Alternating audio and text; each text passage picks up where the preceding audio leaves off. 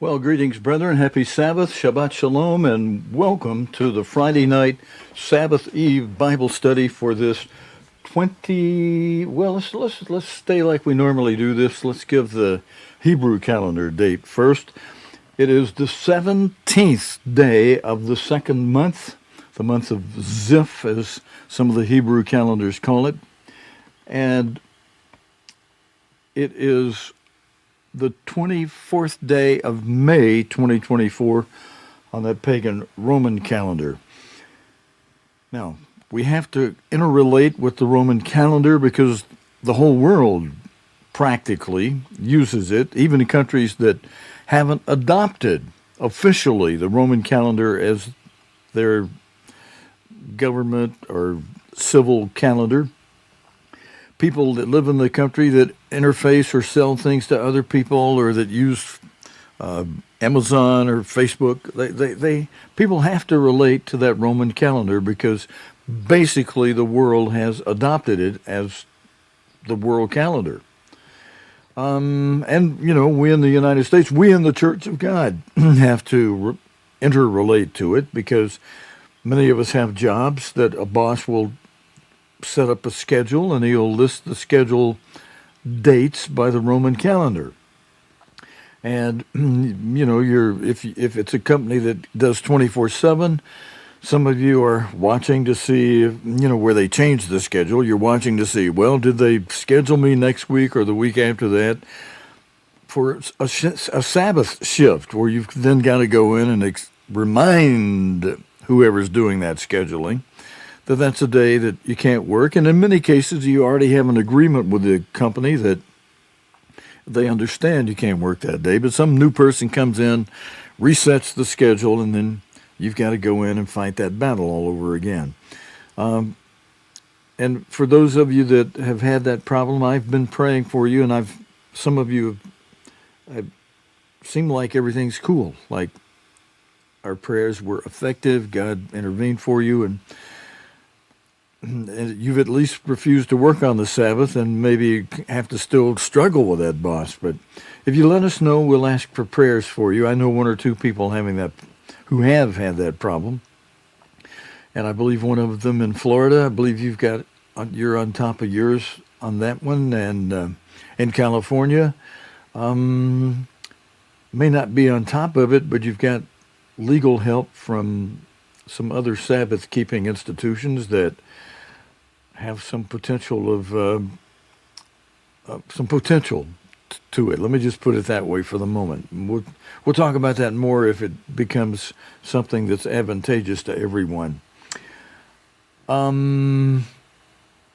We are, if you look at this calendar, either side, whether you look at the Roman civil calendar side or God's sacred calendar, the Hebrew calendar, on the right side of the screen, where we've lined up the 7 weeks that we're counting that have to be complete before we number the morrow after the seventh Sabbath as number 50 and Pentecost. 50 count 50. We are, as of tonight, at the end of this Sabbath, when the sun sets, we will have completed 4 of those 7 weeks that we're counting.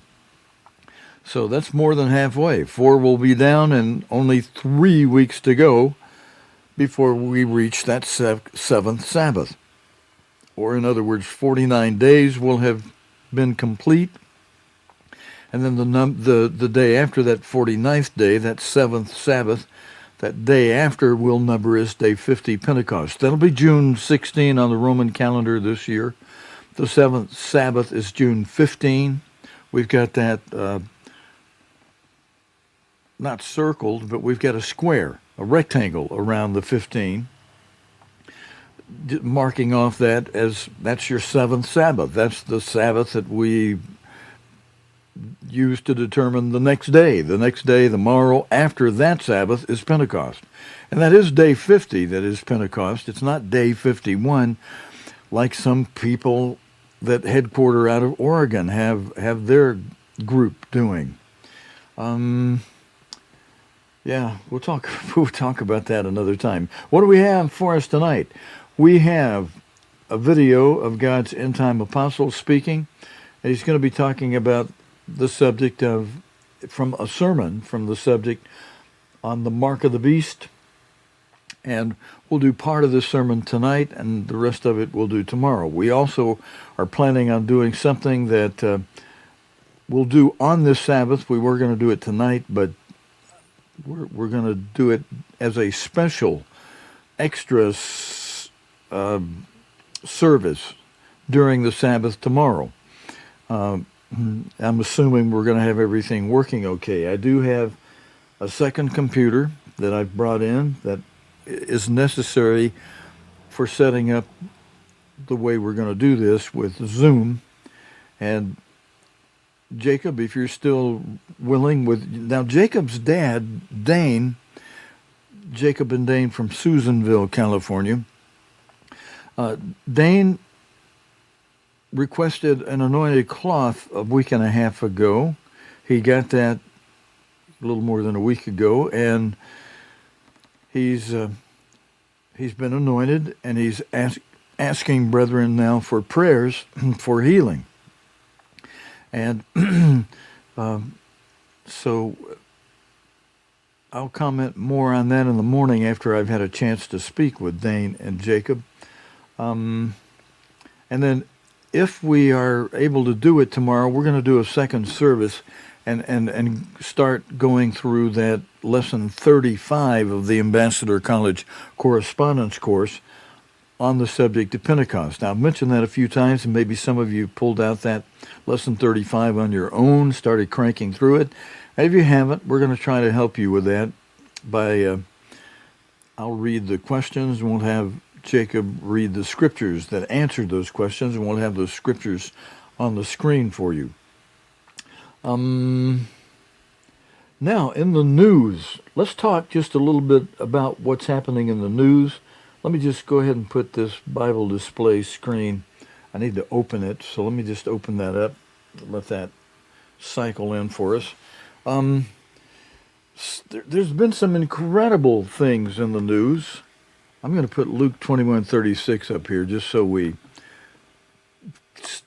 at some point in the Bible study tonight, I'll put this on the screen so that we stay mindful of the two promises, the two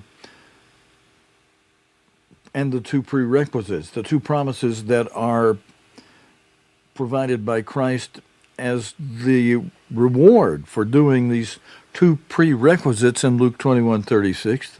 The two prerequisites being the instruction to watch. Watch what? Well, there are 7 seals in the book of Revelation, and in the Olivet prophecy that's recorded in Luke 21, also in the parallel chapters of Matthew 24 and Mark 13. While expounding those, Christ, between the first 4 seals and the 5th seal, he said, look, if you'll watch these first 4 seals, and those are the only seals of the 7 that are presently active. All 4 are active. They've been active for a long time. They are progressive, so each one of them gets more progressive as time goes on. And just a quick review, the first seal depicted in Revelation by a white horse with a rider on that horse carrying a bow, and being a religious institution that would hold crusades and force people at the point of a sword to convert to their way of thinking and or be killed. Now, there were some brave souls who resisted that during a time of the Protestant Revolution, and yet they themselves are called the daughters of that church. But the seal number 1, Christ explained it in plain language as religious deception. And seal number 2, depicted in Revelation by a red horse with a rider on that horse carrying a sword. Let's see. Now, let's do this for a second. Let's go to Revelation 6. if you want to turn there with me in your Bible, we'll go to the book of Revelation. We're going to go to chapter 6. We'll put this Luke 21:36 back on the screen in a moment. But let's just start in, Revelation 6. We'll just start at the beginning and go through a few of these scriptures. Okay, what happened that... Okay, I think we've got it back on the screen. Okay, it went black on us there for a moment. And I saw the Lamb opened one of the seals, and I heard, as it were, the noise of thunder, one of the four beasts saying, "Come and see." And I saw, and behold, now here he's going to make mention of the first seal. And behold, a white horse, and he that sat on him had a bow. Okay, I may have said that correctly earlier. All right,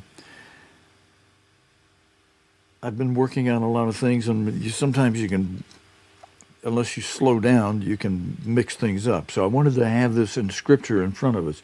The one that sat on the white horse had a bow, and a crown was given unto him, and he went forth conquering, and to conquer. And that crown, the crown represents a government, and we know that this particular false religion tied in with a government. We're talking about the Roman Empire and what was called the Holy Roman Empire. All right, now the second seal, I heard the second beast say, "Come and see this." And there went out another horse. This horse was red, and power was given to him that sat thereon to take peace from the earth, and that they should kill one another. And there was given unto him a great sword. Now Jesus Christ expounded, let me mark this place in the memory, here at verse 4. And let's go over to one of the Olivet prophecy chapters. Let's go over to Matthew. It's parallel with Luke 13. And let's pick up right from the beginning, and we'll see where Christ was asked by his disciples to show him the meaning of things that are going to be happening here at the end. Jesus went out, departed from the temple, and his disciples came to him for to show him the buildings of the temple. And Jesus said unto them, "See you not all these things? Truly, verily, I say unto you, there shall not be left here one stone upon another that shall not be thrown down." That shall not be thrown down. And verse 3, as he sat upon the Mount of Olives. This is the reason why this chapter and the parallel chapters in Luke 21 and Mark 13 are called the Olivet prophecy. Olivet because he sat upon the Mount of Olives. Olives, Olivet. The disciples came unto him privately. It wasn't a big public meeting. Wasn't 5,000 in attendance, just his disciples. And they came to him privately, saying, "Tell us, when shall these things be? When's all the stones of the temple going to be thrown down? And what shall be the sign of your coming and of the end of this age, this society, this world?" And verse 4, Jesus answered and said unto them, now, he's going to begin by expounding the seals from the book of Revelation, as he does here in verse 4. "Take heed that no man deceive you." And see how he's going to tie this into religion right here in verse 5. "For many, not a few, but many shall come in my name," as if they had his authority, in other words, "saying that I am Christ," saying that Jesus is the Christ. "And yet, even saying that, they shall," as it says here, "deceive," not a few, "but many shall deceive many." So Christ has just expounded and explained a big religious deception, has he not? They'll come in Christ's name, as if they were Christian, and yet they shall deceive many. Now, next verse, he's going to start expounding verse or seal number 2 here in verse 6 of Matthew 24. And you shall hear of wars and rumors of wars. See that you be not troubled, for all these things must come to pass. But even with wars that would begin or that would be prevalent at Christ's time, the end is not yet. The world wars that would precede Christ's return is not yet. He's saying it's not immediate. I wonder what some of the other versions of the Bible, how they render this. Let me, I'm a little late. I didn't hit the save button on this particular verse. I'm into picking another version of the Bible. So the end is, it's worded pretty much the same way at the end of it, but that is not yet the end. Let me see if I have another English version of the Bible I can pop up on the screen here. Here's the New Revised Standard Version. But the end is not yet, kind of similar. Let me see if I got one more. Let's see, no, that's Spanish. That's Portuguese. That's French. Here's the King James Version 2000. Let's see. Verse 6 here is, but the end is not yet. Okay, that's more or less similar. All right, so let me just take it back to the regular King James Version, the one that the Bible most people have. But the end is not yet. Okay, he's really essentially saying, it's not immediate. Don't expect it here, while I'm here on this earth right away. I'm going to take a look in my interlinear real quick. I'm going to see what the original words were. We're looking for Matthew 24 and verse 6. I've got my interlinear open. Shall of war, rumors of wars. All these things must come to pass, but the end is SDOUPO. I'm not sure how to pronounce that. Hang on, I'm going to open up Strong's lexicon of the Greek-English lexicon. They're saying the pronunciation would be upo. Not yet is how it's rendered. As yet, not yet. Okay, there's not a whole lot explained here about that. I was just curious. I always, brother, as you read the Bible, do you check sometimes to see what was the original word used and how else might this be translated, or was it rendered or translated? But the end is not yet. It's not immediate. When Christ was here, it was going to be some time before we would have the wars that turn into world wars, like he says in the next verse 7. For nation shall rise against nation. That didn't begin to happen. Not world wars and kingdom against kingdom did not begin to happen until how many centuries later?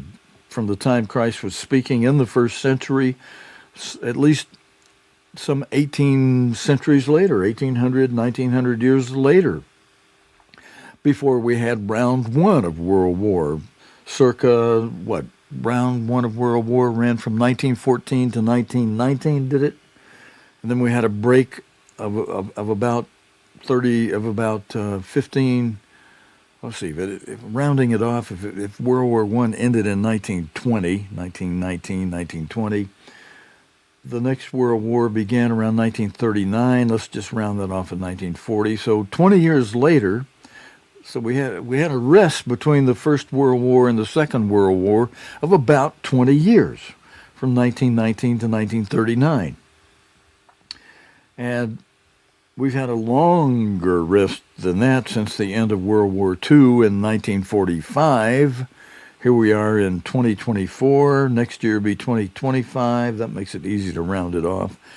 So that'd be some 50 years plus 30 years. Wow.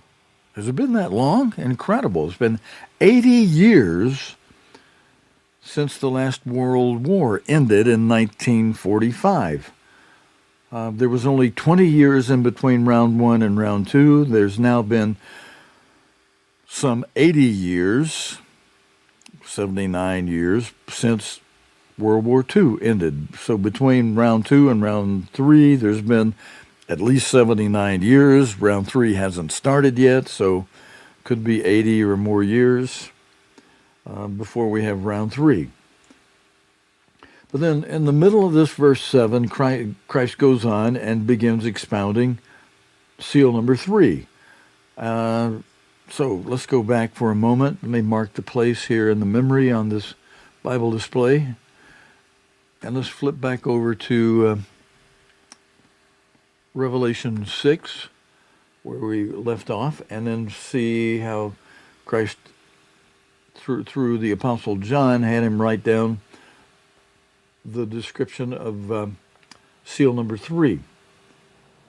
So we'll pick up in verse 5. And when he had opened the third seal, so we've had the first two seals so far, the first seal being a white horse, false religion, the second seal being a red horse, war and rumors of war and world war and the uniting of Europe. And now this third seal. When he opened the third seal, I heard the third beast say, "Come and see." And I beheld, and lo, a black horse. So we've had a white horse, a red horse. Now in the third seal, we've got a black horse. And he that sat upon this black horse had a pair of balances in his hands. Balances are a way of measuring things that has a scale on each side, and you put some weight on one side, and when it gets level with what you have on the other side, that's the weight of what's on the other side. You keep adding weights to it to bring whatever you want to measure level. Verse 6, and I heard a voice in the midst of the four beasts say, a measure of wheat for a penny. So here a measure of wheat, a little bit of food, a tiny bit of food for what would essentially be a lot of money. You got to put inflationary values to this, but a little bit of food, a lot of money. And of course, we're seeing that in our grocery stores now. From what you used to pay 2 or 3, 4 years ago for food, in many cases you're paying double, sometimes triple, depending on the items. And let's see, when I first came back to Alabama in 2001, we could get a gallon of milk in the store for $1.28. Well, even $1. I remember when it was $1.21 before it went up to $1.28. And what are you paying for a gallon of milk now? Well, in that case, it's more than double. It's more than triple. That's gone up to, what is it we're paying? About $6 for a gallon? And that's for your junk milk that's been homogenized and ultra-pasteurized. I mean, they've killed every bit of good in it. They've made it with the homogenation so that it will clog up your arteries, and so doctors tell you, hey, stay off of milk. Milk's not good for you. Well, they should tell the whole thing. Homogenized milk is not good for you. But real milk and milk that hasn't been ultra-pasteurized is actually good for you. But oh no, people listen to health experts say, oh no, milk is bad for you. Well, it's what man has done to the milk that makes it bad. The way God created it, it's an essential for your bones and calcium. Oh yeah, well, we find substitutes. Yeah, well, you have all kind of substitute illnesses and junk along with your substitutes. You're not as healthy as you should be. You don't recover from sicknesses as fast as you should. Your immune system is not as effective as it could and should be when you're not eating, stuff the way God designed it to be eaten, whereas you get the nutrients out of it. All right, but let's go ahead. Let's go on. A measure of wheat for a penny. In other words, food's going to cost a lot of money. It's going to get scarce. And 3 measures of barley for a penny. And see that you hurt not the oil and the wine. All right, now let's mark this verse, and let's run over to where we left off in Matthew, and see how Christ expounds this next seal. Let's go to verse 8. Wait a minute. No, it's in the middle of verse 7. So in the middle of verse 7, and there shall be famines. Now the Greek word that Christ used there, that's rendered as famines here, is limos. The English spelling of that Greek word would be Limos. And you look it up in a Greek English lexicon, you see it means scarcity of food. And scarcity of food can be equated with, as it's been rendered here in a word, famines. Food will become scarce. It'll become expensive. And in a word, that's labeled as famine or famines.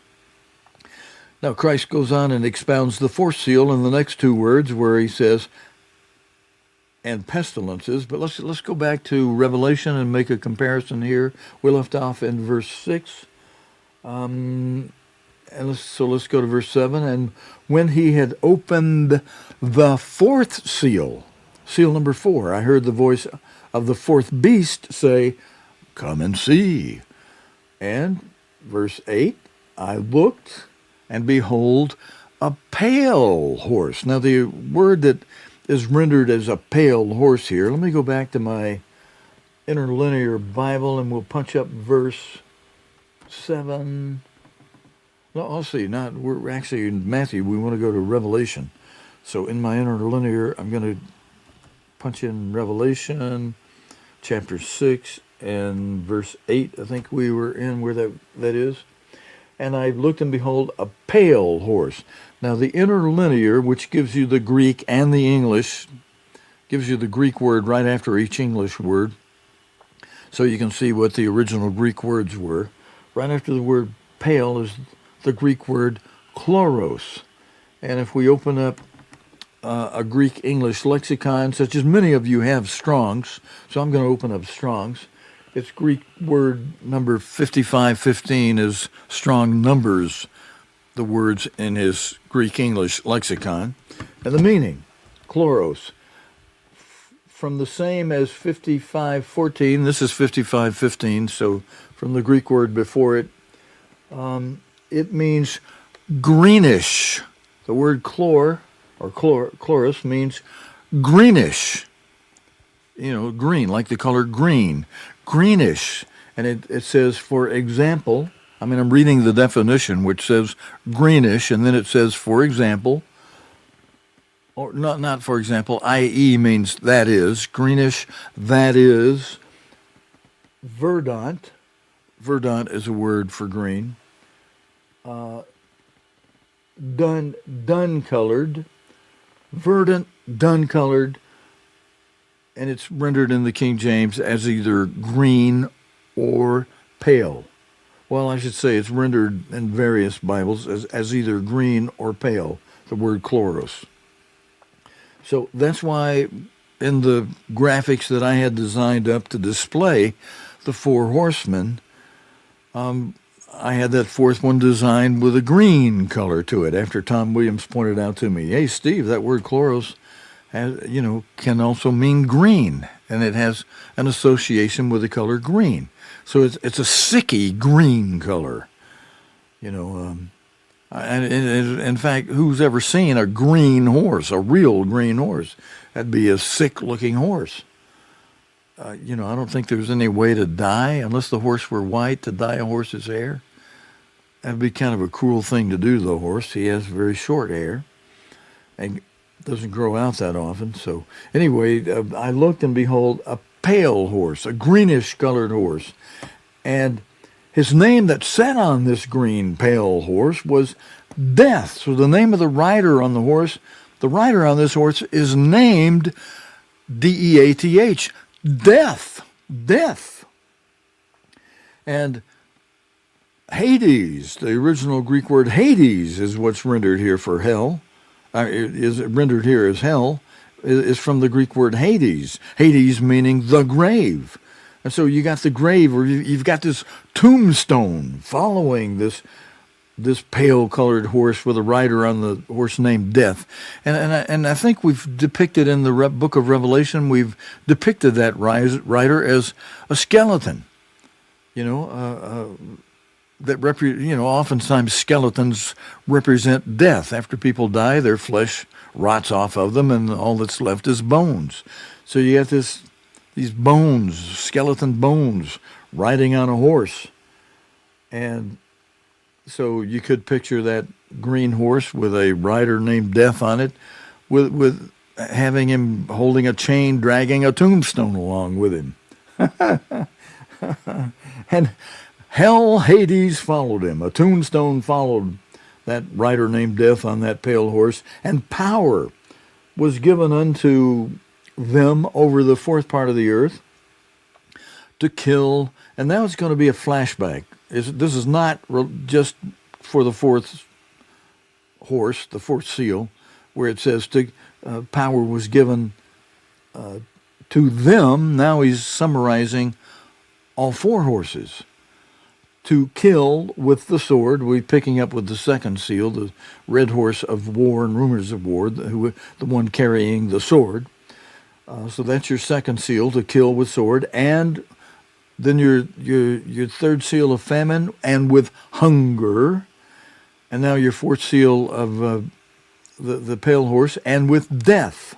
So here are the symbols for the second seal, the sword for killing, war.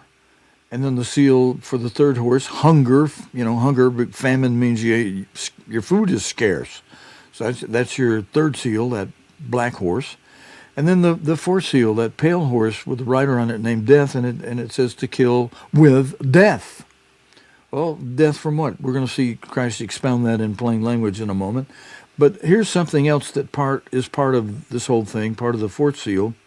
And with the beast of the earth, wild animals that used to only hang out in the woods, they're now coming out of the woods and starting to kill people.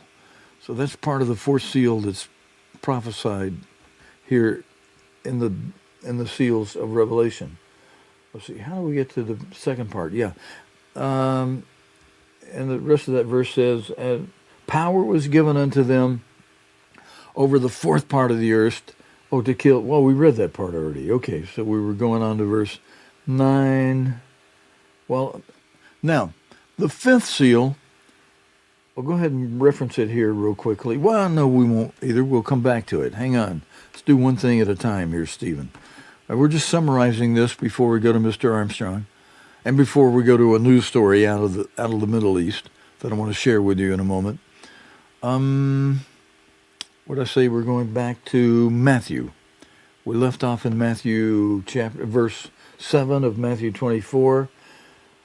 In verse 7, he's giving several seals in plain language. He's finishing up his explanation of seal number 2, the red horse of war and world war, and then picks up with, and there shall be the third seal, the black horse of famine.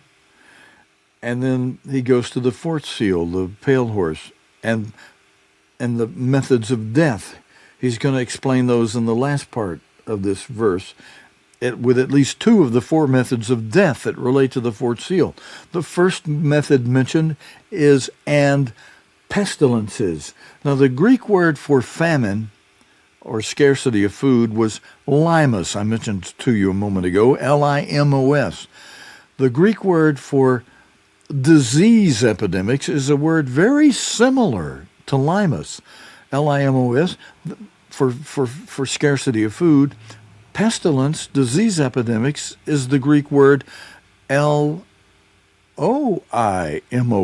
So it's limos with an O inserted in between the L and the I, and then the word means disease epidemics, limos. And then Christ used a different word for the second method of death that relates to that fourth seal, the pale horse, the Yeah, the pale horse with the rider on it named Death, where Christ said, Loimus for disease epidemics, and he went on to say, and earthquakes. The word rendered earthquakes here, Christ was using the Greek word seismos, seismos, is the English spelling for the Anglicizing of the Greek word seismos. And seismos, we use a word in English that relates to seismos when we talk about seismic conditions. We even have a machine that measures the scale rating of an earthquake.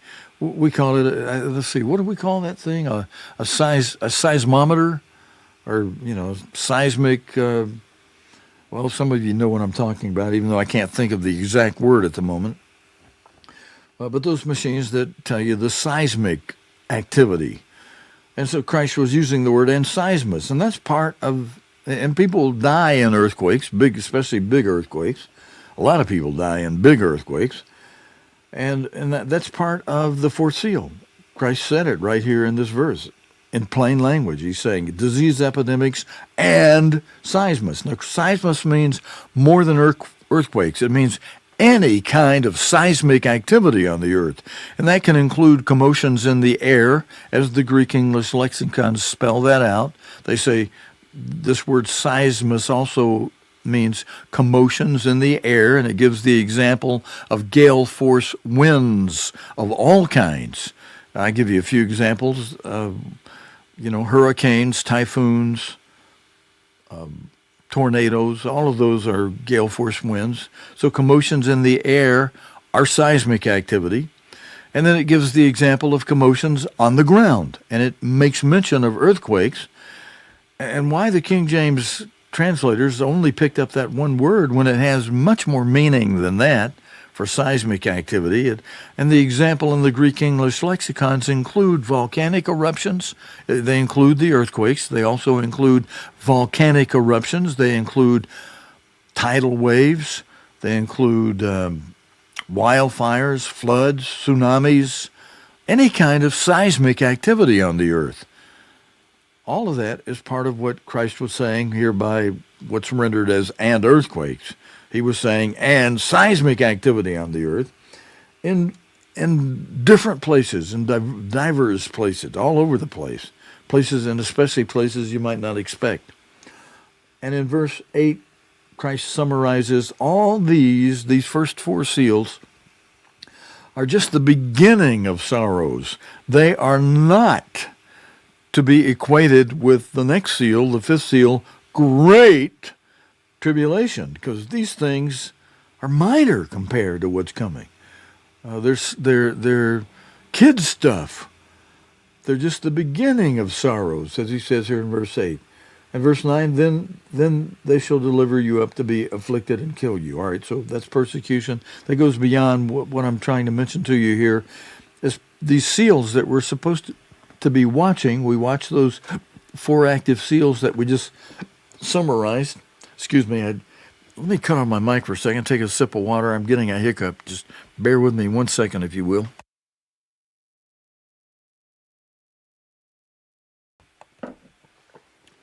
All right, I apologize. That was more than 1 second and more than 2 seconds.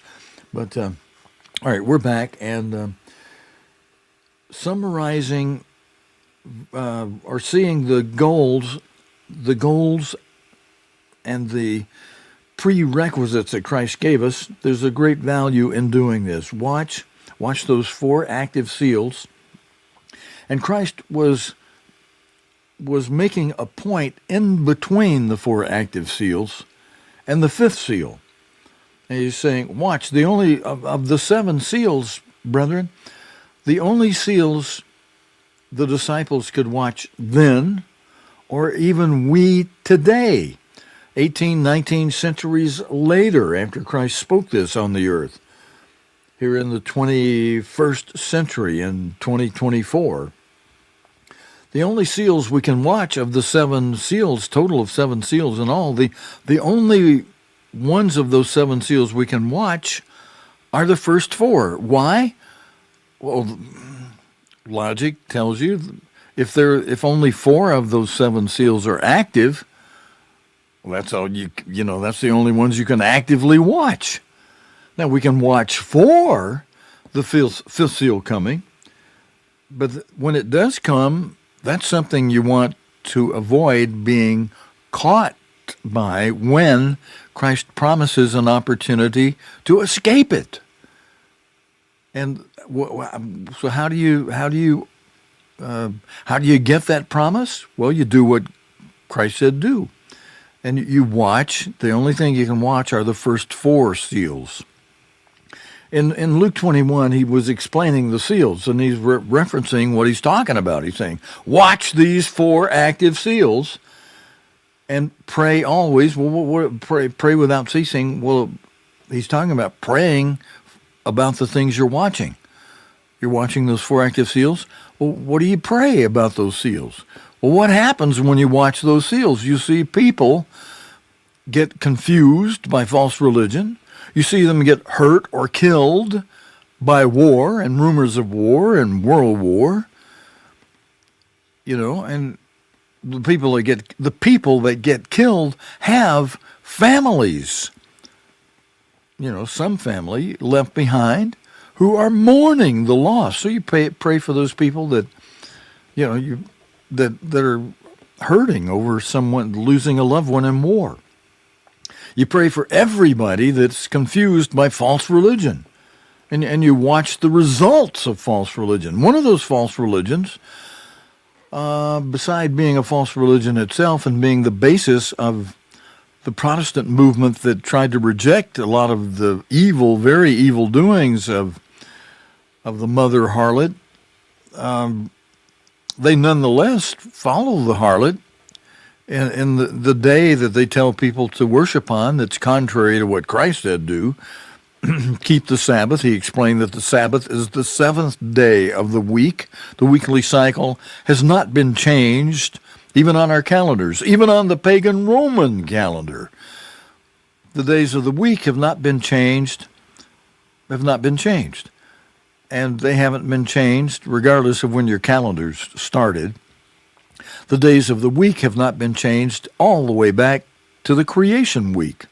The evening and the morning were the first day, the second day, third day, fourth day, fifth day, sixth day, and then when he got to the Sabbath, the evening and the morning of the 7th day that he said rest upon, he called the Sabbath, and in biblical language, in the Bible, which interprets itself, there's a verse of Scripture that says the 7th day, referring to the 7th day of the week, is,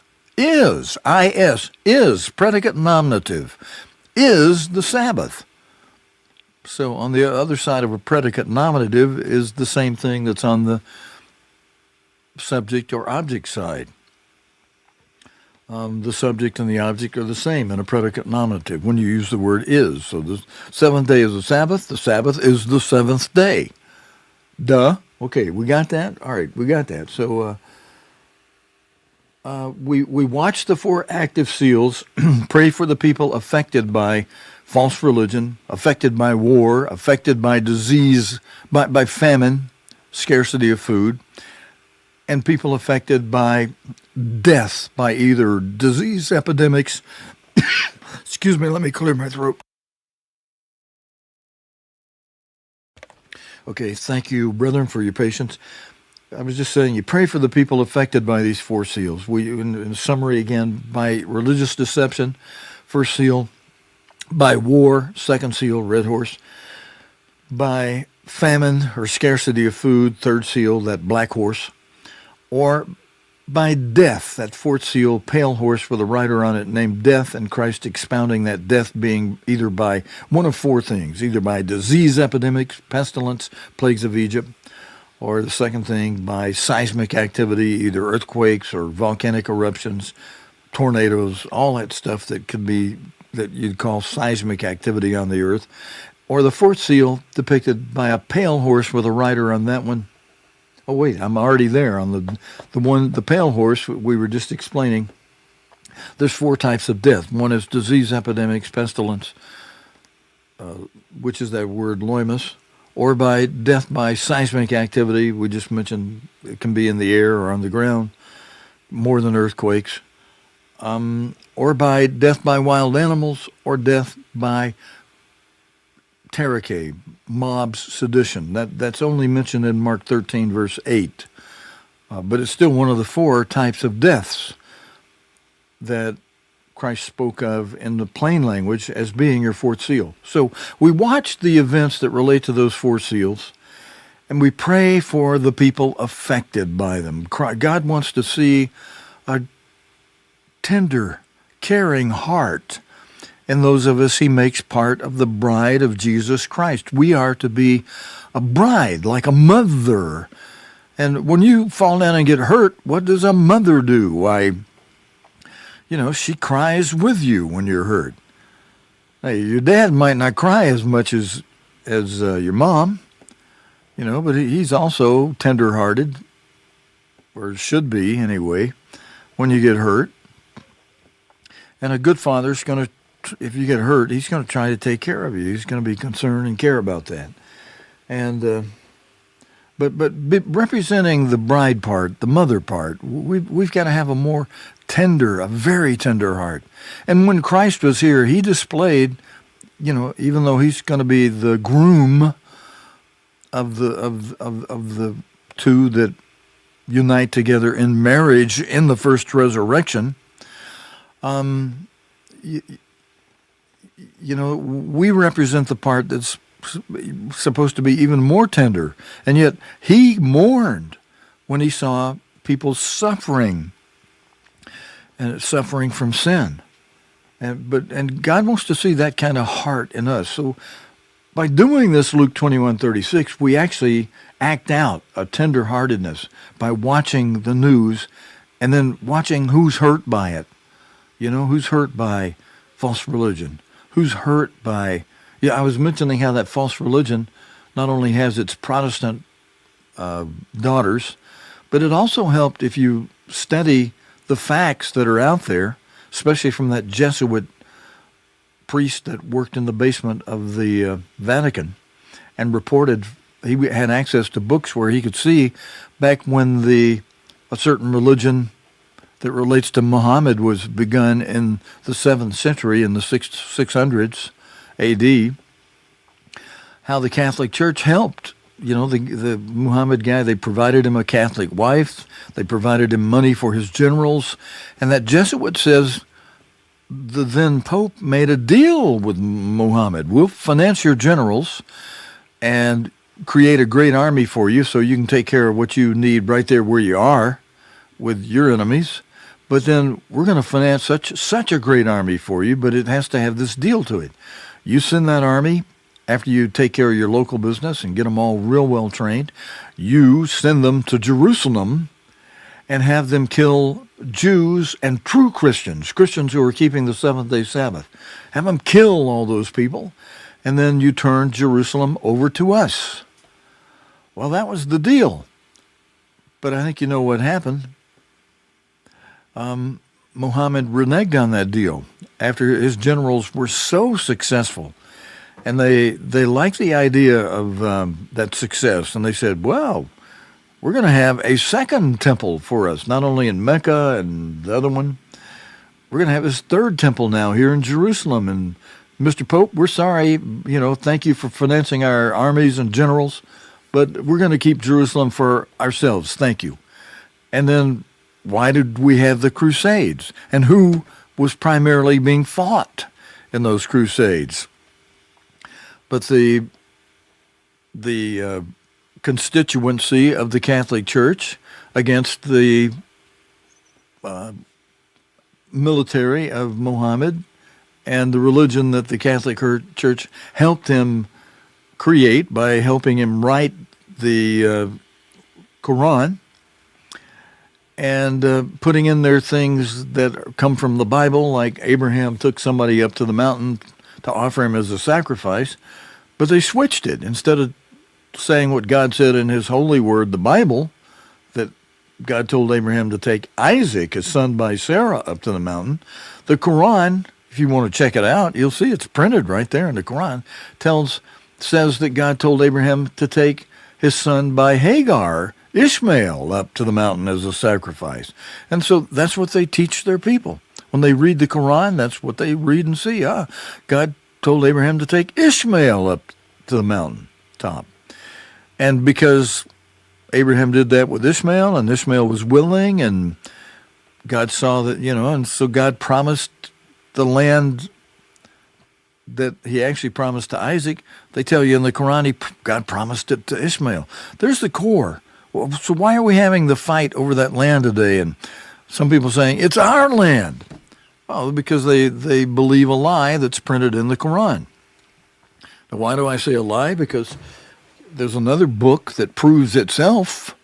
The Holy Bibles tells you God told Abraham to take Isaac up to the mountain, and that it would be Isaac and his descendants who would receive that land. So when you've got a lie like that, a lie that contradicts that truth, a lie that says God told Abraham to take Ishmael, that's your lie. Up there, when the truth is God told Abraham to take Isaac, well, what's that going to create? That's going to create mass religious confusion, and it's going to cause religious hatred between those who believe one thing and those who believe the other. And especially when the ones who believe the other are told, kill the infidels, right there in their own Bible book. So that relates to what we're seeing going on in the Middle East today. It relates a lot, not just a little bit, relates a lot. Now, let me check things. We just had to upload a new live streaming software update today, and our microphone is working great, and our buttons are working. Okay, good. All right, before we go to Mr. Armstrong, let me check our time. How we doing? Okay, I can take about 10 minutes or a little less and cover some news out of Israel, out of the Middle East, or I should say Middle East, it's more than Israel. And, all right, let me make sure all our circuits are still good. They are. And cover one of the more dramatic, one of the more problematic stories that relate to what's going on in the Middle East right now. Many of you have seen in the news how the ICC, the International Criminal Court, the prosecutor there, Karim Khan, announcing that he will seek charges against Israeli Prime Minister Benjamin Netanyahu, and that he'd obtain an arrest warrant against him, as they did. And this is a year after they obtained an arrest warrant for the Russian President Vladimir Putin over Ukraine allegations. And let me pick out some pertinent parts to discuss about that. We should be praying for the peace of Israel. Israel trying to defend itself from a massacre that in that one day of October 7, the last great day, the feast day of the last great day last year in 2023, when Hamas did the atrocities it did on that day against Israel, being, as Israel has explained, greater than any one day in the Holocaust. And then Hamas continuing to send rockets against Israel, and Israel said that was way too much. That woke up the lion. I mean, look, for a long time, Israel had put up with rockets being shot at them, and they're spending massive amounts of money with the Iron Dome shooting down those rockets constantly. And the world looking at it like, oh, it's okay if Hamas sends rockets because Israel's got that Iron Dome. They just shoot them down. It's like a game, going out and shooting clay pigeons as if it were. But really, that's an atrocity that should have been screamed about by institutions like the United Nations, is it not? And I mean, Hamas somebody should have been going against Hamas. But no, what happens?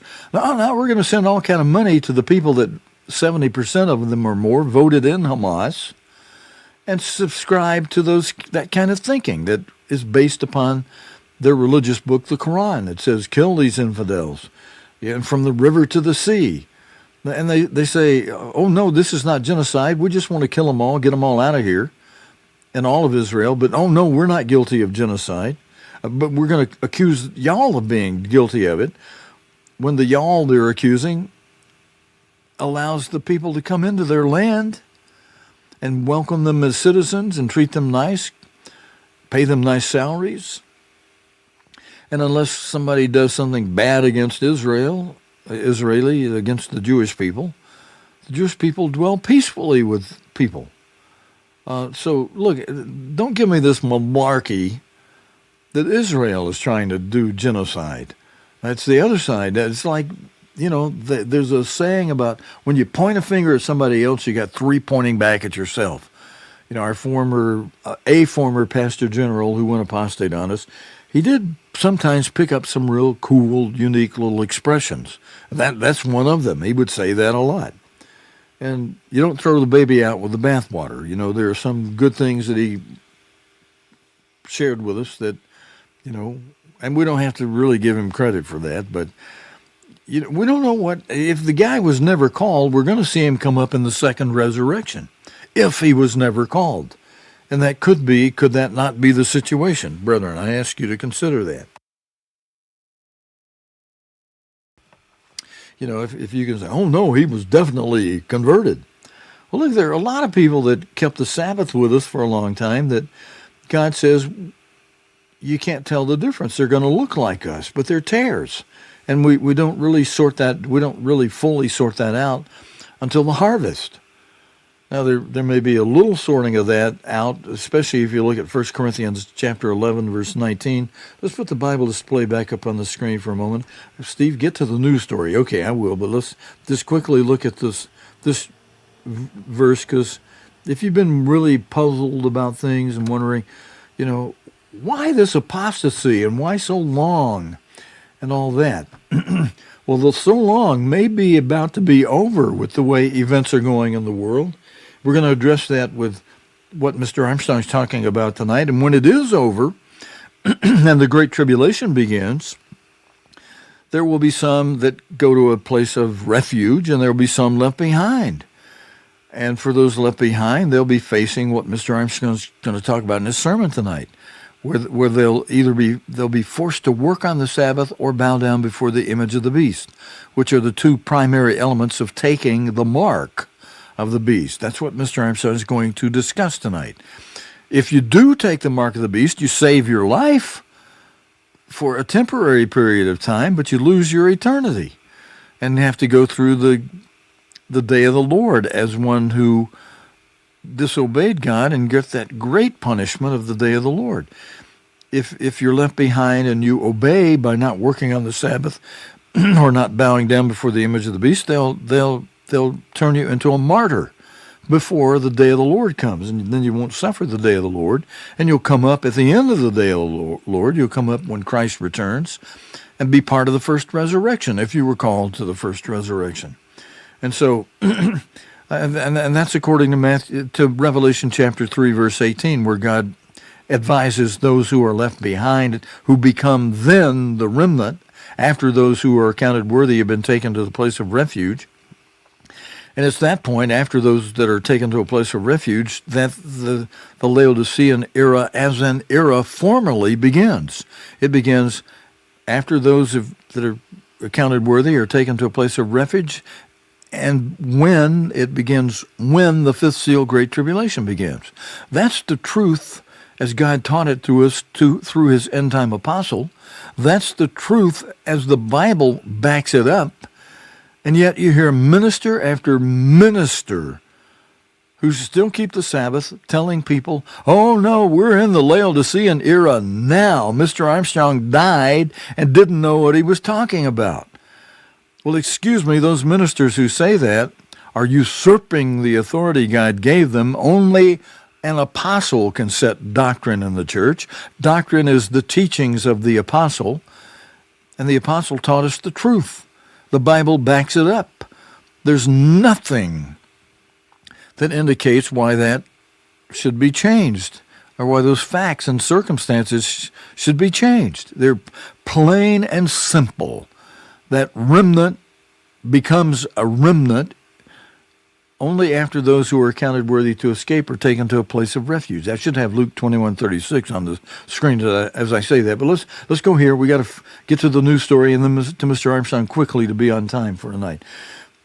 This verse clarified for some who could see it, and thank you, Graham Davies, for being one of the first to point it out to a lot of us who were scratching our head. Wow, why such a great apostasy? Why such a great falling away? And then like, well, wait a second, God prophesied a great falling away. And an apostasy and a falling away, they have similarities. During a falling away, you got people preaching heresy.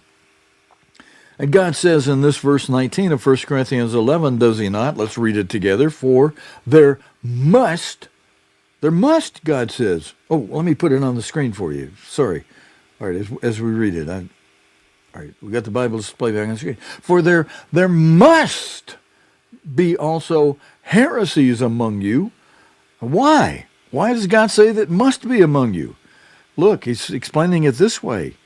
It's not just a maybe thing. It's there must be, and God's using it for a reason, so that, God's got a purpose for it. Look, he's explaining it right here. So that those which are approved, who continue to keep the Sabbath, who continue to keep God's way, even when your leaders are saying, oh, you don't need to keep the Sabbath no more.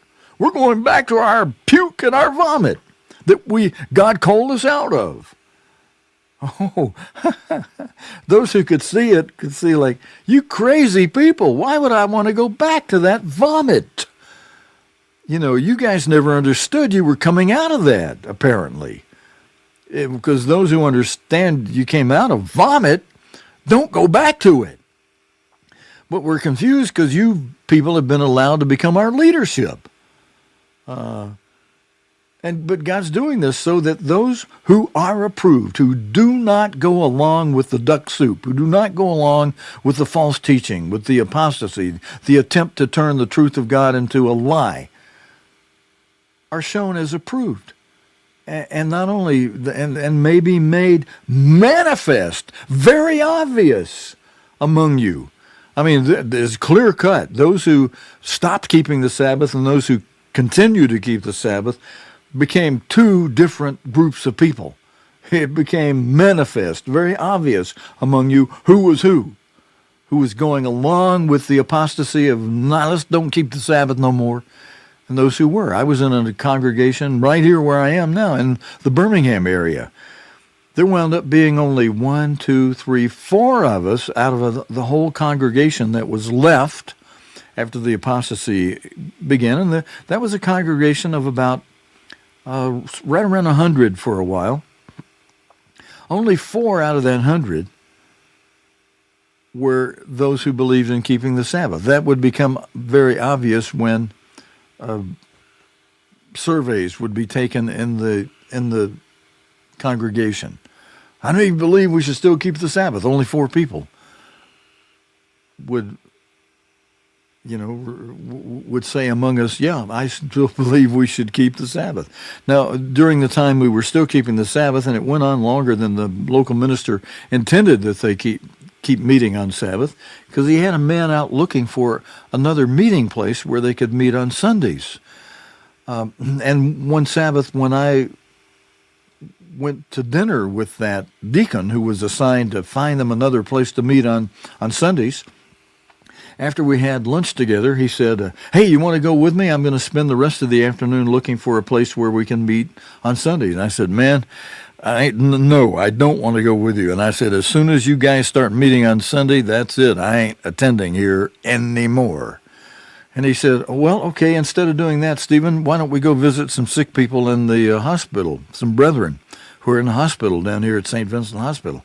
I said, hey, I'll be glad to do that with you, but I ain't going out on the Sabbath especially or any other time looking for a place where this congregation can start meeting on Sunday. Well, he postponed.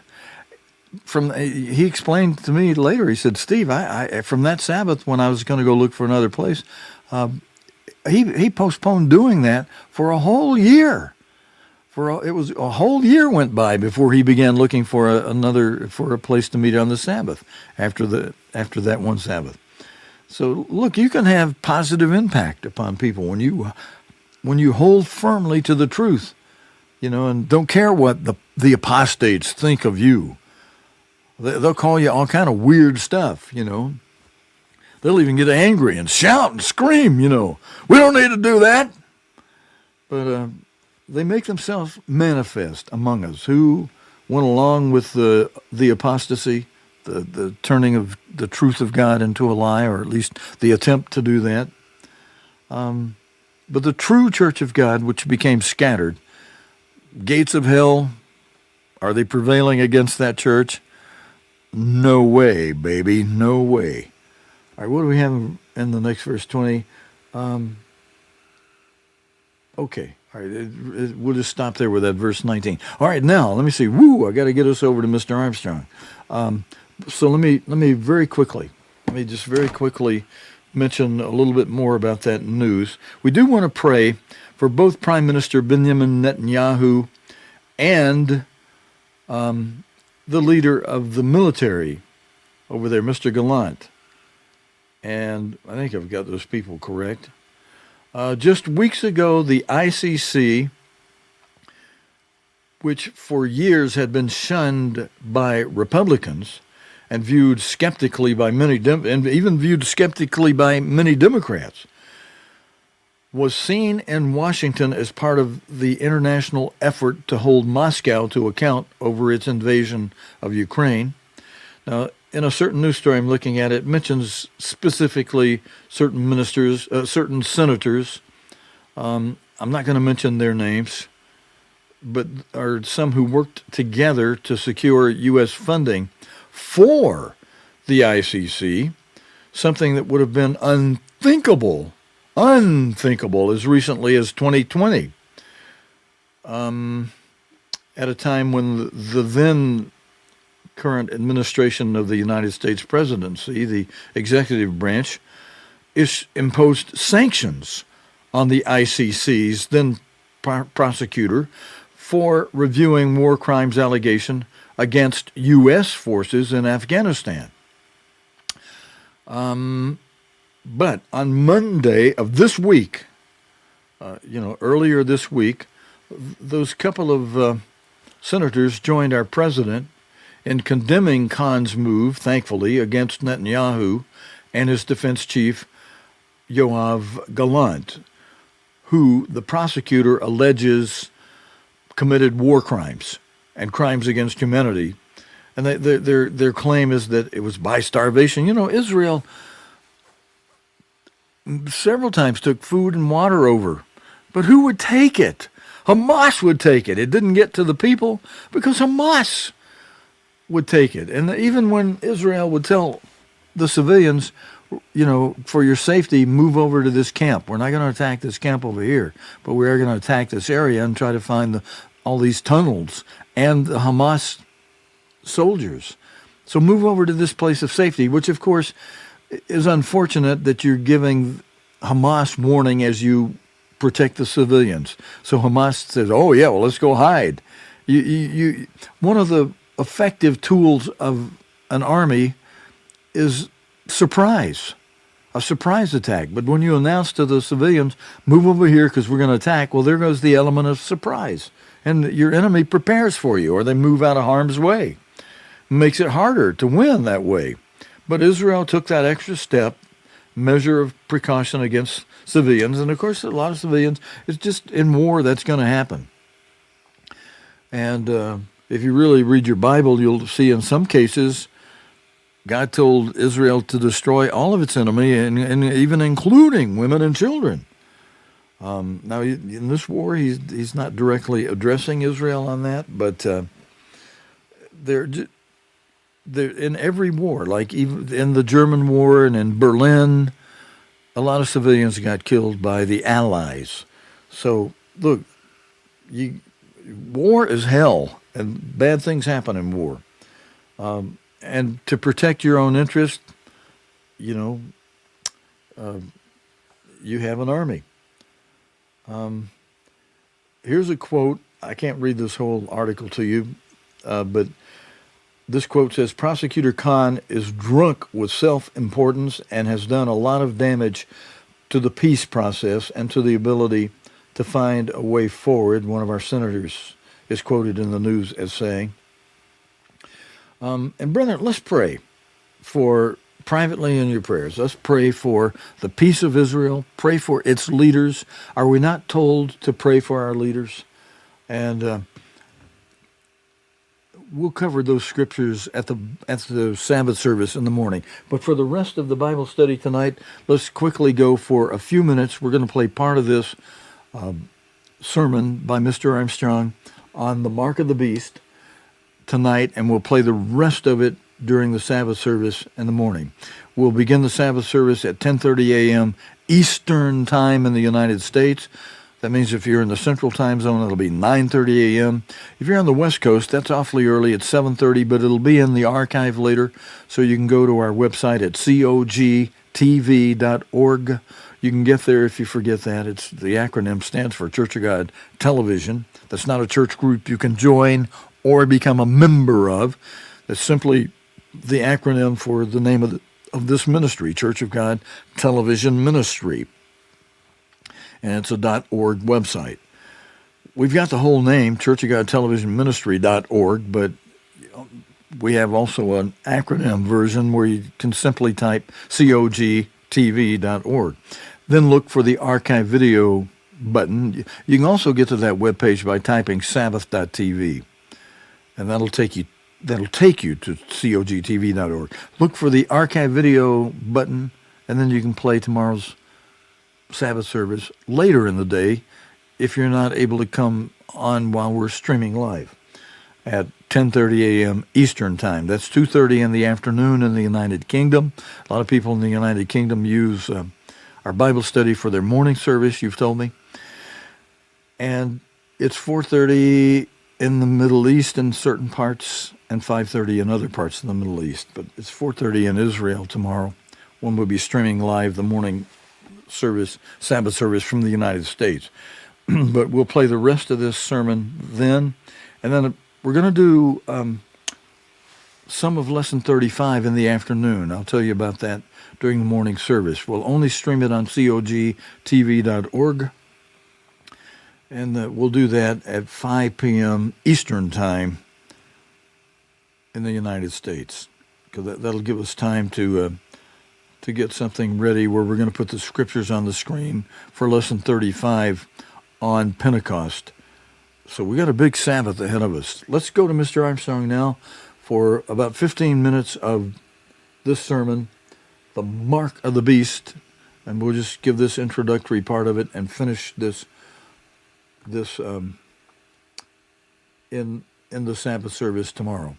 God's end-time apostle, Herbert W. Armstrong. Let's give him very careful and prayerful attention. The Beast. Okay, it caught part of me just announcing that title. The sermon is entitled The Mark of the Beast by Herbert W. Armstrong. Seal. I saw under the altar the souls of them that were slain for the word of God and for the testimony which they held. Now, way back in the Middle Ages, some reports say there were millions that were killed because they would not bow down to worship the papacy, and because they would not observe Sunday, and they kept the Sabbath instead of Sunday. They cried with a loud voice, saying, How long, O Lord, faithful and true, dost thou not judge and avenge our blood on them that dwell on the earth? Now, they are dead, but it's like their blood is crying out for vengeance. Of course, they're dead. They don't know anything until the resurrection. But this is just as if they were, like an allegory, as if they were crying out, why don't you avenge our blood? And God hasn't done it yet. And that's been 1,000 years or more ago, since a lot of them were martyred. And white robes were given to each one of them. And white robes always represent righteousness, that they should rest yet a little season. In other words, remain dead in their graves yet a little season, until their fellow servants also and their brethren that should be killed as they were killed, should be fulfilled. In other words, there's going to be another martyrdom of saints. Now, in ancient history, long before any of us were born, there were thousands and millions. It used to be sport in Rome. In fact, maybe several of you may have visited Rome, and you've gone into the great Colosseum there, where they used to throw Christians on a Sunday afternoon, the Sunday afternoon sport. They had lions that were real hungry. They let the lions get hungry, then they turned the lions loose, and the Christians on the arena, no place for them to go. And the lions would get them and tear them apart and eat them up, and the people used to watch it with glee. As the lions tore them open, they'd bleed, and the lions would eat them up. Now, that kind of thing has happened. We think that there's never been a time when people could be as fiendish and as evil as some things are now. I think perhaps they've been more so in the past. It just wasn't as widespread in general as it's got to be now.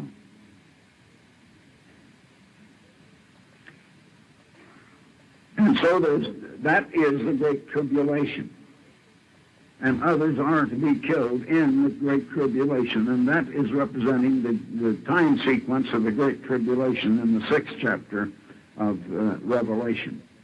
And I beheld, when he had opened the 6th seal. Now, what happens right after the tribulation? And lo, there was a great earthquake, and the sun became as black as sackcloth, and sackcloth of hair, and the moon became as blood. And the stars of heaven fell unto the earth, even as a fig tree gathereth her untimely figs. And then, and the kings of the earth, and the great men, and the rich, now this is the day of the Lord, now I want you to notice, rich men, and the great captains, and the mighty men, and every bondman and every free man, hid themselves in the dens and in the rocks of the mountains, and said to the mountains and to the rocks, fall on us and hide us from the face of him that sitteth on the throne, and from the wrath of the Lamb, for the great day of his wrath is come. That is the day of the Lord. Now then, let me read you that same thing back here in Matthew 24. In Matthew 24.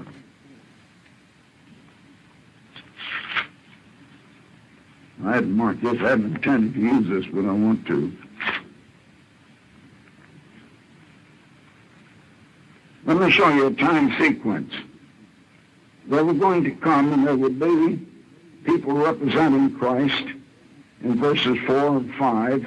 Many would come in Christ's name, saying that Jesus is the Christ and receiving the money, and all of these other things would be happening.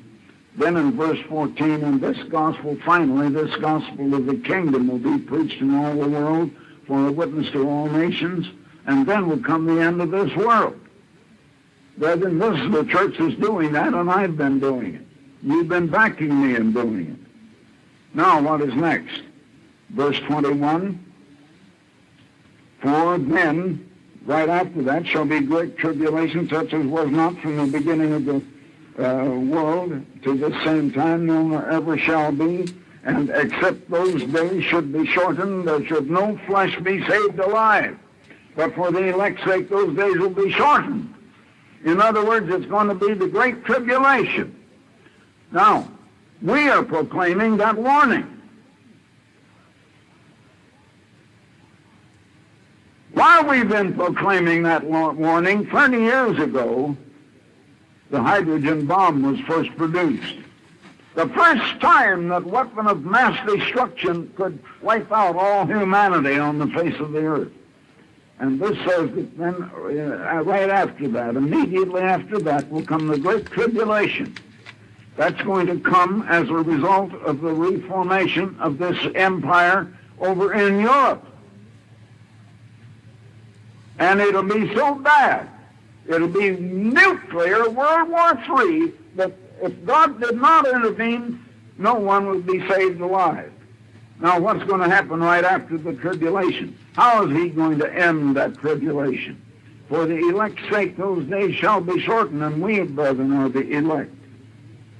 Notice, immediately after the tribulation of those days, verse 29. Shall the sun be darkened? Is the same thing I read in Revelation 6. The sun be darkened, the moon shall not give her light, the stars of heaven shall fall, the powers of the heavens shall be shaken. Those powers are spiritual powers of Satan and his demons. And then shall appear the sign of the Son of Man in heaven. They will see God sitting on his throne in heaven. And all the tribes or nations of the earth shall mourn, and they shall see the Son of Man coming in the clouds of heaven with power and great glory. The second coming of Christ. Brethren, we are the last thing triggering just before the Great Tribulation. The Great Tribulation is going to be brought on by this United States of Europe. It's not going to come by Russia, but by them. They will be a greater power than Russia or the United States. Now then, let's get back to some other things. I was reading out of the 6th chapter of Revelation just a moment ago. No, let's get back to the beginning of the 7th chapter. I want you to notice a few things. And after these things, I saw 4 angels standing on the 4 corners of the earth, holding up the 4 winds of the earth, that the winds should not blow on the earth. Now, they're the winds that blow on the trumpets, the trumpet plagues that come just before. As a matter of fact, the trumpet plagues are the 7th seal. And the 7th trumpet is the 7 last plagues. And Christ comes at the time of the 7 last plagues. Now comes the sealing of the 144,000. And then, separate from that, and a little later, is this, beginning of verse 9. After this I beheld, and lo, a great multitude, which no man could number. The 144,000 appear to be this church, brethren. And we're not that big yet, but we're getting that big fast. I beheld, and a great number that no man could number, of all nations and kindreds and people and different languages, stood before the throne, before the Lamb, clothed with white robes. He sees a vision that represents things on earth, and palms in their hands, and they cried with a loud voice, saying, Salvation to our God, which sitteth upon the throne and under the Lamb. Now, one of the elders, in verse 13, answered, saying unto me, What are these that are arrayed in the white robes? And he said, Sir, thou knowest. And he said unto me, These are they which came out of the great tribulation. Now, modern translations say the great tribulation. And have washed their robes and made them white in the blood of the Lamb. That will be the church. There will have to be the Laodicean church that will follow this church and come out of the Great Tribulation. Now, I want you to notice something in Revelation 20 and verse 4. Revelation 20 starts out with the angel taking Satan the devil and binding him 1,000 years. But in verse 4, and I saw thrones, and they sat upon them, and judgment was given unto them. And I saw the souls of them that were beheaded for the witness of Jesus, martyrs, both way back there several hundred years or over 1,000 years ago, and those yet to be martyred during the coming Great Tribulation.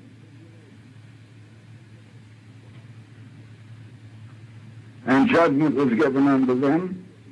I saw the souls of them that were beheaded for the witness of Jesus and for the word of God, and which had not worshipped the beast, neither his name, neither had received his mark. Now there's the mark of the beast again, upon their foreheads or in their hands, and they lived and reigned with Christ 1,000 years. Those who refuse to have the mark of the beast will reign with Christ 1,000 years. Now, plainly, the martyrs over 1,000 years ago refused that mark. And there are others that are to be martyred in the future, in the next few years, maybe within a year and a half or 2 years from now. It could be that soon. So now let's go back to Revelation 14.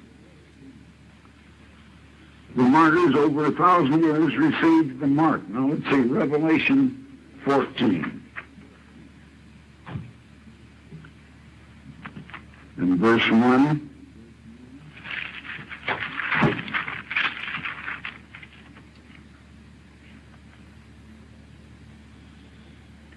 And I looked, and lo, a Lamb stood on the Mount Zion, and with him the 144,000, having the Father's name written in their foreheads. Now, where is the mark of the beast to be written? The mark of the beast will be stamped in their forehead and in their hand, so that they can't buy or sell, or you can't hold a job and have money to buy or sell. Now take verse 4, just to skip and get the important ones. These are they which were not defiled with women, and they are virgins. That is, spiritually speaking, not defiled with, in other words, with the churches of this world, but are virgins from that point of view, plainly referring to this church. These are they which follow the Lamb whithersoever he goeth. These were redeemed from among men, being the first fruits unto God and unto the Lamb. And brethren, we'll stop the Bible study right there. We're out of time now. We'll pick up from this point in the morning, and we will, before we go back to Mr. Armstrong, we'll just cover the 144,000 that he mentioned. I'll ask you tonight to be thinking about who is that exactly, and where will they be during the tribulation? Are there not some references to that? Is it not clearly shown and defined in the 7 seals and in between? Let me just ask you, in between which 2 seals, there's 7 seals in all, pick a couple of numbers. It's in between one seal and another, during which the 144,000 will be sealed in their foreheads. That's a certain period of time that'll happen during the Great Tribulation. So between which 2 seals does that happen? We'll answer that in the morning during the Sabbath service, and we'll cover some things about that that'll, I believe, be good for us to focus on and be thinking about. That'll relate to what Mr. Armstrong is saying and what's just ahead of us. could be less than the year and a half that he mentioned. You know, God hasn't given us the time of when this is going to happen. He's just given us the conditions. The conditions have rapidly moved forward as to when this could happen. They've escalated. The events are such that God could turn to Christ at any moment and say, you know what, things gone on plenty far enough. Let's wrap it. Let's cut it. Those who are getting themselves accounted worthy to escape by having been daily performing, Luke 21:36, you know, we got to cut it.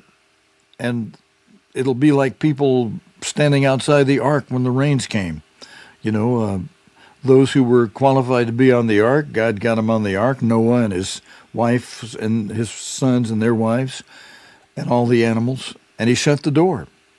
There's going to come a time when God's going to shut the door. You have plenty of time. People have plenty of time to turn from a Laodicean attitude, if you have such an attitude now. You got time to do it. But how long?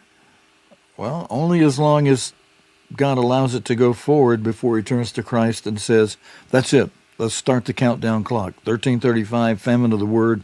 1290, we stop the daily sacrifice, which hasn't been started yet, as far as we know. So we'll pick up on these thoughts in the morning and give you something to realize. What God taught us, the truth he taught us through Mr. Armstrong, is real. Things are set in place like never before for these things to happen soon.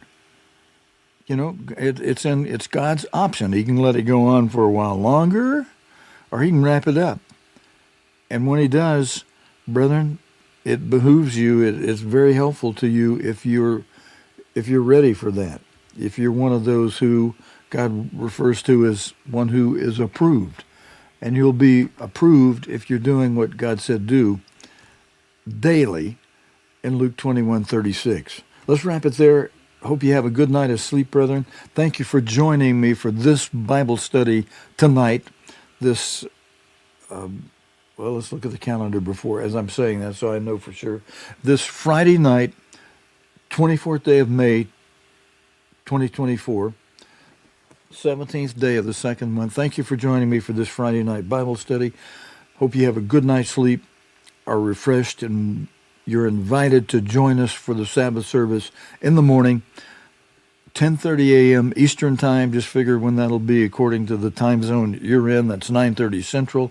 That's 2:30, or is it 3:30 in the United Kingdom, and then 4:30, 5:30 in the Middle East. Until then, brethren, thanks for joining us. Happy Sabbath. Shabbat Shalom.